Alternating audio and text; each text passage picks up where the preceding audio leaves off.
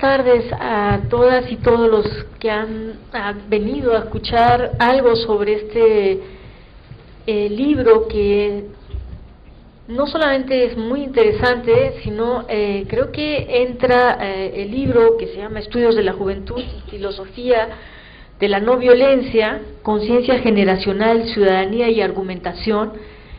Me parece que sale publicado en un momento clave, en donde estamos inmersos en medio de muchos debates sociales.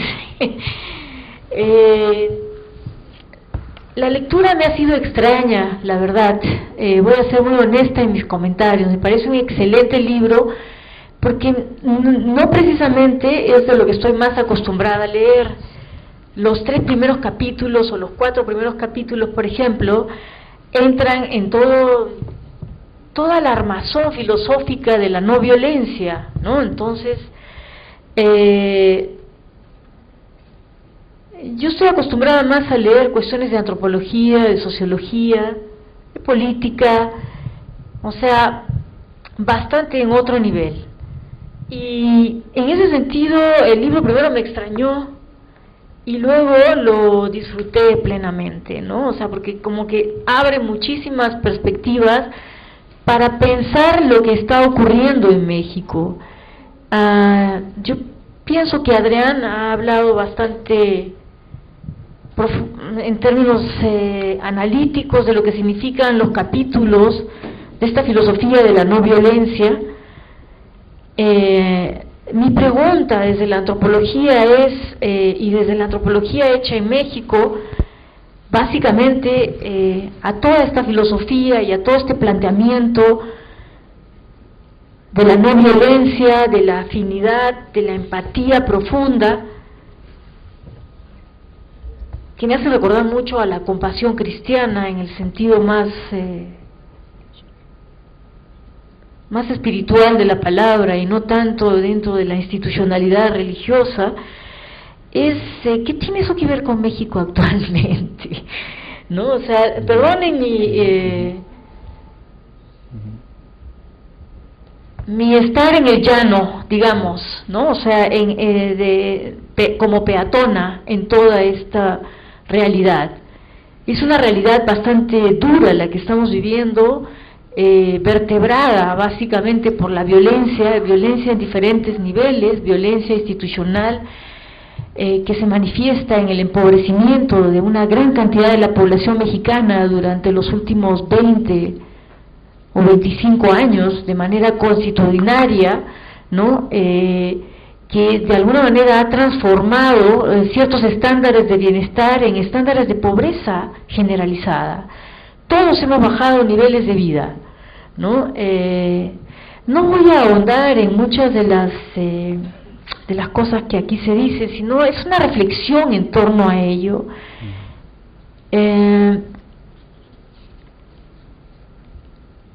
Deserción escolar, una acumulación de desventajas sociales, culturales, políticas, o sea, hay una descapitalización, como dicen algunos juvenólogos, de una gran mayoría de la población joven mexicana. Descapitalizaciones, ¿a qué nos referimos? Pérdida de capital cultural, es decir, de un nivel de conocimiento y de poder utilizar ese conocimiento como recurso para su desarrollo, ¿no? Falta de capital social, o sea, capital social significa el cúmulo de relaciones que pueden ayudar no solamente a ampliar los horizontes culturales y sociales de las personas, sino también aquellos recursos sociales que posibilitan la movilidad social. Y también hay una baja considerable, digamos, en el capital político de los jóvenes. Esto que muchas veces está aquí sostenido en términos de las relaciones entre política, lógica y la filosofía de la no violencia misma, ¿no? O sea, la política más allá del acto electoral en sí mismo, todas las representaciones que sobre los jóvenes o las imágenes que sobre los jóvenes en los últimos años ha habido como apáticos, descreídos, irresponsables, que no son muy distintas de las imágenes que han acompañado todo el siglo XX respecto a los jóvenes, ¿no? O sea, creo que es importante reflexionar en torno a esta relación que se tienen desde una sociedad adultocéntrica para con sus jóvenes, en el sentido de relaciones de poder, de subordinación, de autoritarismo, que son realidades que vivimos todos los días. Autoritarismo en la familia, autoritarismo en la escuela, autoritarismo en la universidad, en formas mucho más sutiles, autoritarismo en la calle permanentemente, ¿no? Y maneras de recordarle a la juventud el lugar que ocupa en la sociedad, de subordinación, de exclusión. Acabo de estar leyendo precisamente una tesis sobre ciertos sectores de la Ciudad de México ubicados en la delegación Álvaro Obregón, que, o sea, jóvenes que han desertado de la escuela y cuya conclusión y inicio prácticamente fue eso, ¿no? O sea, hay un conjunto, hay un círculo de violencia en varias escalas que va haciendo que la decisión final de desertar por último de la escuela, ¿no? O sea, la deserción escolar no es el inicio del ciclo, sino al revés, ¿no? O sea, miserabilidad en sus vidas cotidianas, estrechamiento de lo económico constantemente, ausencia de los padres porque tienen que trabajar todo el día para poder comer, una escuela que no se mueve, ¿no? O sea, una escuela que no se mueve y no, o sea, maestros que no les importan qué cosa pueden estar haciendo los jóvenes antes o después de entrar a la escuela y en la misma escuela, ¿no? O sea, y en uno de los capítulos que hay acá, escrito por Xicotencan, precisamente Martínez, dice algo muy interesante que, o sea, después de un conjunto de carencias, es obvio que tenemos mucha de nuestra población juvenil está no solamente excluida de todo esto, sino está deprimida, ¿no? O sea, está deprimida, está golpeada, sí, y de alguna forma hay un desearse morir. Él lo resume en la imagen más fuerte, como la imagen más fuerte de esto, que es el suicidio, pero hay un conjunto de síntomas anteriores que hablan de desaparecer, de morirse, ¿no? O sea, frente a realidades tan crudas. Me parece que este intento precisamente de poner por delante y analizar a través de la filosofía de la no violencia es un intento por cambiar nuestra mirada respecto a este fenómeno. Todos, o sea, bueno, una gran parte de nuestra juventud no solamente está empobrecida, otra gran parte de la juventud, pero está actuando en función de ello, o sea, con márgenes muy estrechos de decisión, está tomando decisiones respecto a cómo darse salida a esa pobreza intelectual, de vida, educativa, etcétera, etcétera, ¿no? Pero no sabe a dónde ir. Y no sabe a dónde ir, y no habrá curso que la haga reaccionar en ese sentido. Yo soy bastante escéptica en ese sentido, perdonen, o sea, pero soy bastante escéptica de que a través de materias, cursos, de ética, de valores, etcétera, etcétera, las cosas van a cambiar. Yo pienso que entre los mejores capítulos en términos sociales, y no quiero demeritar para nada a los demás, está precisamente el prólogo de Sonia Baseato y de Juan Carlos Ruiz, en donde ubican toda esta construcción de lo juvenil. Las juventudes son lo que la sociedad le dota de ser, pero también hay un agenciamiento entre los estrechos límites que eso que te da la sociedad, ¿no?, para que seas, y tú puedas actuar y decidir en esos estrechos márgenes. Entonces, ambos plantean una situación dura, difícil, pero a la misma vez esperanzadora de la verdad y la no violencia, ¿no? me parece también que el capítulo escrito por Chicotenca Martínez, o sea, que tengo a mi lado, Filosofía de la no violencia, estudios de la juventud y la ciudadanía, hablan de lo social y la manera como podemos ir imbricando una nueva mirada, digamos, una nueva mirada a lo que está pasando. Y tratan, o sea, habla de desigualdad social, que me parece importante. O sea, si nosotros no tomamos en cuenta la desigualdad social de base, la desigualdad cultural, la exclusión de miles de jóvenes de todo esto y de niños, no podemos decir que nos enfrentamos, o sea, que como dije, como un curso, con una materia, pues, con el estómago vacío no se aprende nada, simple y llanamente, ¿no? Hay otra parte, o sea, que yo quería entrar en razonamiento en el sentido, ok, está bien, podemos hablar de una filosofía del sur de Asia, muy interesante para ciertos sectores y muy interesante para nosotros mismos, porque fue creada además en una sociedad totalmente desigual. Pero también podemos ver la India de hoy día, ¿no? O sea, y comparar con la India de Gandhi, con la proyección de Gandhi.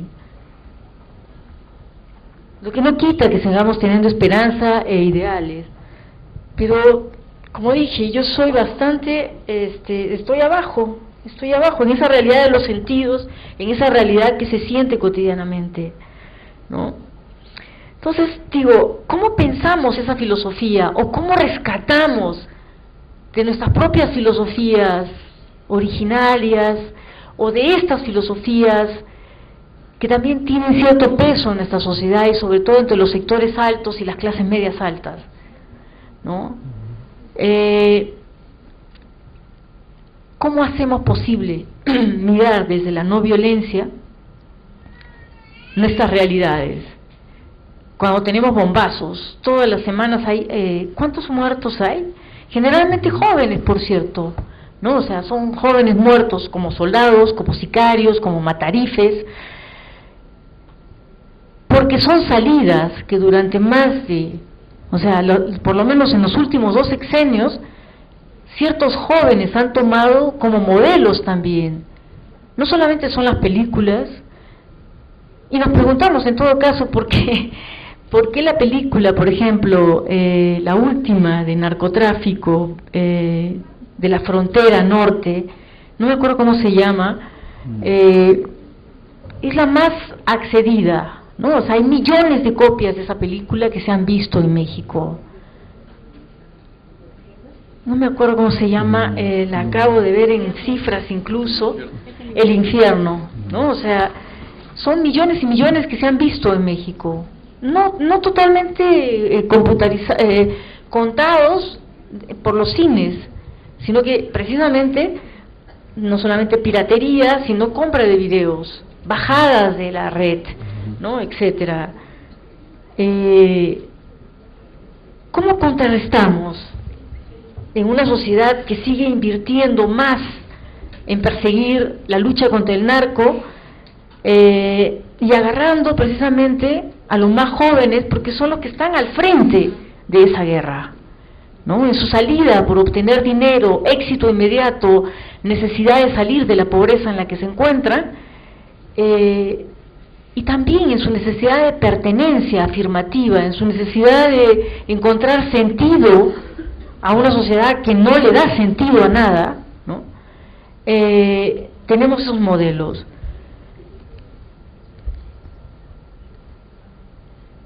¿Cómo hacemos? Es mi gran pregunta, ¿no? O sea, ¿cómo hacemos para poder empezar a cambiar las cosas?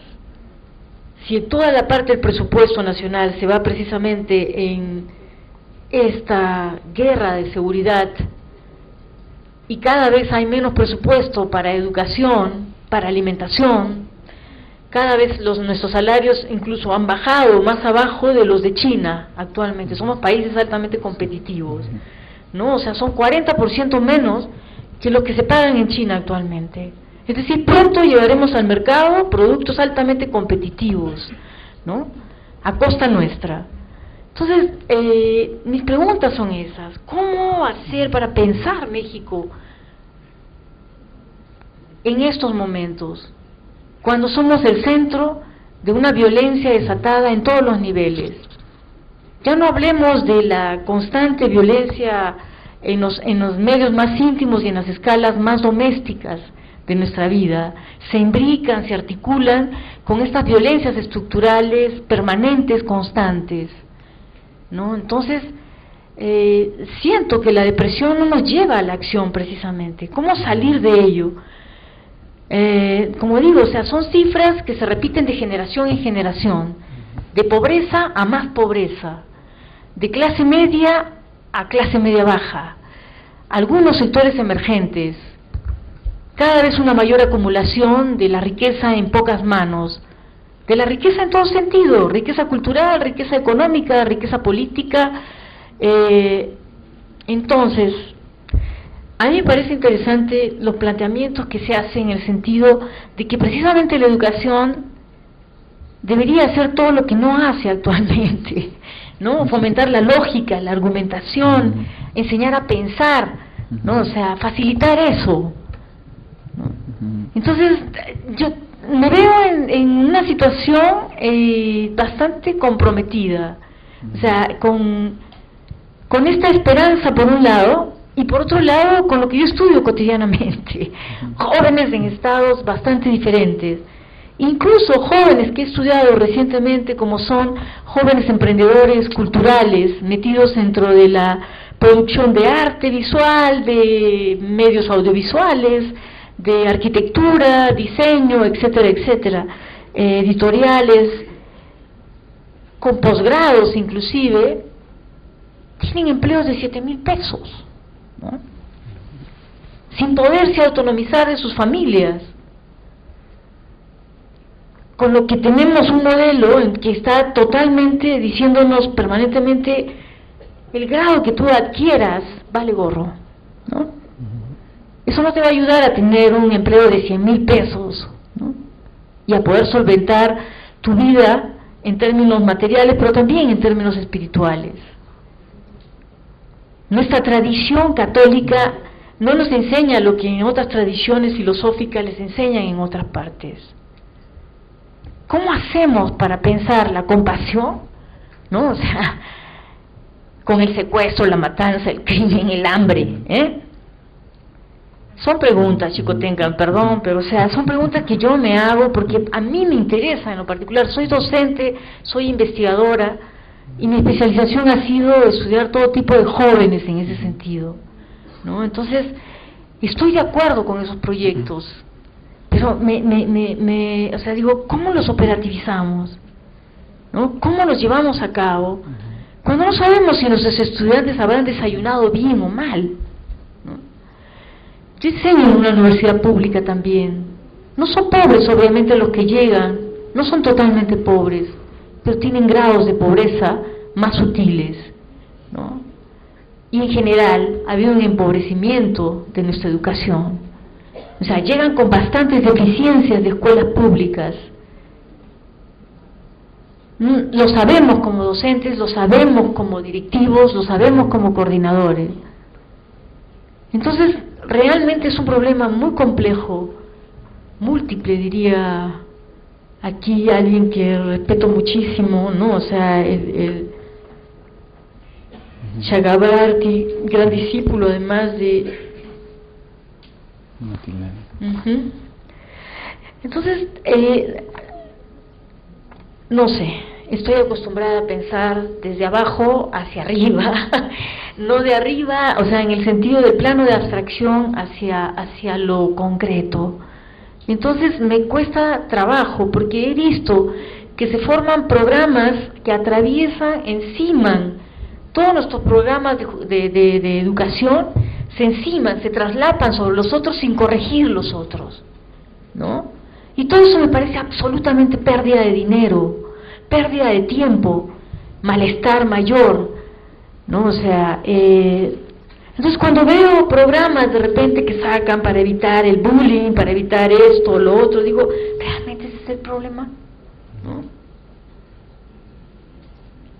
No me sorprenden en nada las cifras del Instituto Politécnico Nacional, o sea, en términos de la Género, Juventud y Políticas de Prevención y Atención para Erradicar la Violencia, ¿no?, de Marta Alicia Tronco y Susana Ocaña. Me parece un excelente ejercicio empírico para poder por lo menos identificar en qué niveles se encuentra la violencia. Me hubiera encantado que pudieran explicitar, por ejemplo, más, y me imagino que es no por la falta de la encuesta, sino por la falta de espacio para poder playarse, cuáles son realmente los problemas más graves con relación a las instituciones, o sea, cómo los jóvenes están viviendo esta institución, ¿no? Me parece clave para que nosotros lo tengamos claro, en lugar de darle la vuelta, en lugar de hacerlo lo que no entendemos, los que no sabemos, y priorizamos asuntos como el bullying, la pegada o las cachetadas que se pueden dar una pareja o no.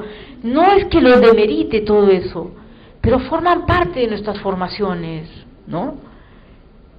Forman parte, y obviamente, como bien dicen estos autores, se ven como naturales, ¿no? Se ven como normalitos, ¿no? O sea, como parte del amor, etcétera, etcétera. No quito, todo eso es importante, todo eso es importante, pero la violencia institucional que nos atraviesa a todos también es muy importante. ¿Cómo vamos los profesores repitiendo los mismos esquemas del autoritarismo en que estamos metidos? ¿Cómo afianzar la democracia, dicen ustedes, ¿no? O sea, ¿cómo poder llevar el otro paso adelante? Y es ahí donde también digo, si no podemos debatir con hechos, con cifras reales, sin darle vuelta y decir mejor cállate, porque aquí no se puede hablar, etcétera, etcétera, ¿cómo vamos a afianzar qué democracia? ¿No? O sea, acaba de ocurrir un asunto, una de las grandes revelaciones que hay, que ya no, de la cual ya no se habla en 2 días, ¿no? El asunto electoral en Veracruz, y ya, se acabó. Impunidad, corrupción, esos son nuestros problemas. Hambre de todo, y hambre espiritual también. Pero, o sea, podemos hablar de un papa que renuncia, perdonen, no voy a entrar en susceptibilidades, pero jamás en nuestra vida hemos visto que un papa renuncie, por ejemplo, ¿no? Teniendo además la concepción en el fondo de que es sagrado, ¿no? Entonces yo no sé, tal vez esté muy vieja ya para entender todo lo que está sucediendo, tal vez ya no entienda nada, ¿no? O sea, pero esas son las realidades sobre las que vivimos y tenemos que seguir creyendo, ¿no? Bueno, yo pienso que el libro es muy importante, y no por mi escepticismo, sino precisamente porque de alguna manera nos incentiva a encontrar cierto tipo de espacios de esperanza. Por lo menos nos ayuda a reflexionar en dónde estamos parados, cómo poder hacer, en mi caso como investigadora, para poder observar este tipo de cosas, ponerlas por delante, reflexionarlas con los propios alumnos, estudiantes, y poder seguir, o sea, construyendo de alguna manera alternativas en las que podamos convivir y no solamente tolerarnos o aguantarnos, como dicen otras personas, ¿no? ¿Cómo ir desde lo mínimo, desde nuestro lado más íntimo, personal, afectivo, poniéndonos en los pies del otro, ¿no? O sea, poniéndonos en las situaciones del otro, rompiendo estas maneras de crear nuestra identidad, incluso en la comida, ¿no? O sea, etcétera. O sea, el libro, al contrario de todo lo que yo he dicho, es bastante esperanzador, y por eso recomiendo, porque nos permite pensar y nos permite ampliar los horizontes de nuestro escepticismo, ¿no? Muchísimas gracias por esta invitación y felicitaciones a Chicotenca y a Dafne Ochoa. Gracias, Mauricio.